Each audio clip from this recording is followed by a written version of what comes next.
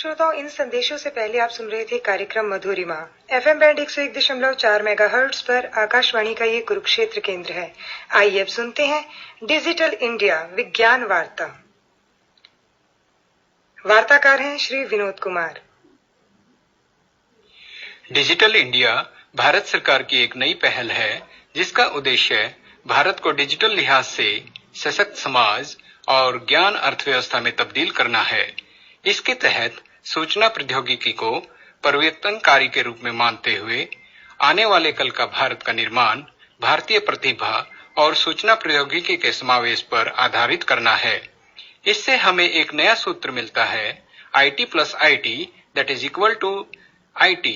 सीधे तौर पर अगर हम बात करें, इंडियन टैलेंट को इंफॉर्मेशन टेक्नोलॉजी के साथ अगर लेकर चलते हैं तो भारत में एक नए डिजिटल युग का परिदृश्य, उसकी परिकल्पना का निर्माण होते देखते हैं।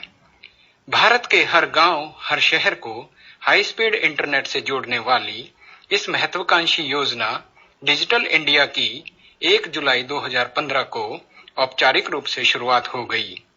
देश और दुनिया के दिग्गज उद्योगपति और करीब 10,000 लोगों की मौजूदगी में माननीय प्रधानमंत्री श्री नरेंद्र मोदी जी ने इस कार्यक्रम का शुभारंभ किया और डिजिटल इंडिया के अपने सपने की अवधारणा सबसे साझा की। डिजिटल इंडिया एक व्यापक कार्यक्रम है जो अनेक सरकारी मंत्रालयों और विभागों को कवर करता है। यह तरह तरह के आइडिया और विचारों को एकल एवं व्यापक विजन में समाहित करता है ताकि इनमें से हर विचार एक बड़े लक्ष्य का हिस्सा नजर आए। डिजिटल तकनीक की मदद से न सिर्फ शासन को आसान बनाना बल्कि इसके जरिए देश के हर एक नागरिक की जिंदगी भी बेहतर बनाना है। इस कार्यक्रम को प्रभावी ढंग से नागरिकों को डिजिटल भारत का संदेश देने के लिए देश भर में आयोजित किए जाने वाले जागरूकता और संचार के कार्यक्रमों को शामिल किया जाएगा। यह कार्यक्रम गांव, ब्लॉक, नगर पालिका, उप संभाग, जिला, राज्य और राष्ट्रीय स्तर के साथ विभिन्न स्तरों पर आयोजित किया जाएगा, जिसमें आम लोगों को डिजिटल भारत कार्यक्रम को परिवर्तनकारी प्रभाव से परिचित कराया जा सकेगा। इसके लिए नागरिकों को सूचित, शिक्षित करते हुए एवं डाक मंत्रालयों का स्कूलों, ग्राम पंचायतों जैसी संस्थाओं के माध्यम से डिजिटल इंडिया के कार्यक्रमों का आयोजन किया जाएगा। डिजिटल इंडिया कार्यक्रम का समन्वय department of electronics and information technology, नई दिल्ली द्वारा किया जाना है। डिजिटल इंडिया का विजन 3 प्रमुख क्षेत्रों पर केंद्रित है। ये क्षेत्र हैं: हर नागरिक के लिए उपयोगिता के तौर पर डिजिटल ढांचा तैयार करना, प्रशासन एवं मांग पर संचालन तथा सेवाएं प्रदान करना, नागरिकों को डिजिटल सशक्तिकरण के बारे में बताना। आखिर क्या है डिजिटल इंडिया? भारत देश को भविष्य के लिए तैयार करना, काम के तरीकों का कायापलट करना और परिवर्तन के लिए टेक्नोलॉजी का इस्तेमाल करना। बस कुछ ऐसा ही होगा मेरा, आपका, सभी का डिजिटल इंडिया। फिर कैसे बनेगा डिजिटल इंडिया? आज समय तेजी से बदल चुका है और लगातार बदल भी रहा है। पहले हम जब किसी के घर में जाते थे, अगर वहां कोई छोटा बच्चा होता था तो वह कभी आपकी जेब से पेन निकालता था या फिर आंखों पर पहना हुआ चश्मा उतारता था, परंतु आज वह सबसे पहले आपका मोबाइल छीनने लगता है, उसके बटन्स को प्रेस करता है, टच स्क्रीन को बड़ी फुर्ती से सर्फ करता है। उसको कुछ समझ आए या ना आए, मगर डिजिटल ताकत को वह नन्हा बालक बखूबी समझता है। ये छोटे बच्चे इतने स्मार्ट हैं जो स्मार्टफोन्स, स्मार्ट टैब्स को digital learning, cartoons, online games में बड़ी ही निजता से और सहजता से इस्तेमाल करते हैं। वयस्क एवं वृद्ध भी online audio video, social media जैसे ट्विटर, फेसबुक और व्हाट्सएप का ज्यादा से ज्यादा प्रयोग करते हैं।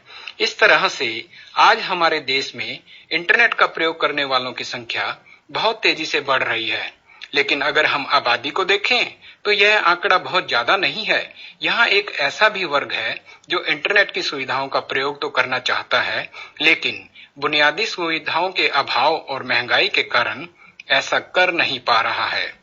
भारत सरकार के साथ साथ निजी कंपनियां भी यही चाहती हैं कि इंटरनेट की पहुंच सभी आम लोगों तक हो, लेकिन ऐसा करने की राह में अभी बहुत सारी मुश्किलें हैं। डिजिटल ताकत की वजह से आज का मानव वहीं बसना चाहेगा जहां से ऑप्टिकल फाइबर गुजरेगी। आज भी समाज का एक बड़ा तबका डिजिटल दुनिया से जुड़ा नहीं है। क्या उसे ऐसे ही छोड़ देना बेहतर होगा जो डिजिटल दुनिया से जुड़ा है? नहीं, ऐसा करने से डिजिटल डिवाइड की खाई पैदा होगी जो अमीर और गरीब की खाई से कई गुना बड़ी होगी।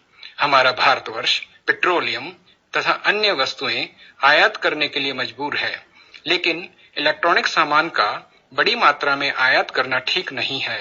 इलेक्ट्रॉनिक सामान का उत्पादन यदि हम स्वयं भारत में ही शुरू करें तो इससे आयात तो कम हो ही जाएगा, साथ ही मेक इन इंडिया जैसी योजनाएं भी लाभकारी सिद्ध होंगी। क्या है इस कार्यक्रम की उपयोगिता और कैसे होगा इससे सभी को फायदा? हर नागरिक के लिए उपयोगिता के तौर पर डिजिटल ढांचे में ये उपलब्धियां हैं। नागरिकों को सेवाएं मुहैया कराने के लिए एक प्रमुख उपयोग के रूप में सभी को हाई स्पीड इंटरनेट सेवा प्रदान होगी। डिजिटल पहचान अंकित करने का एक ऐसा प्लेटफॉर्म जो कि अनोखा, भरोसेमंद, सदैव ऑनलाइन और जिंदगी भर के लिए कार्यरत रहेगा। कॉमन सर्विस सेंटर तक सभी नागरिकों की पहुंच आसान बनेगी। मोबाइल फोन्स, बैंक खाते की ऐसी सुविधा जिससे डिजिटल व वित्तीय मामलों में नागरिकों की भागीदारी साझा हो सकेगी। पब्लिक क्लाउड पर प्राइवेट स्पेस मिलेगा। सुरक्षित एवं विश्वसनीय साइबर स्पेस होगा। माननीय प्रधानमंत्री जी श्री नरेंद्र मोदी जी के इसी विजन को ध्यान में रखते हुए संचार मंत्रालय ने डिजिटल इंडिया कार्यक्रम के तहत 9 प्रमुख स्तंभ तय किए जो आम इंसान की जिंदगी को और बेहतर आसान बनाएंगे।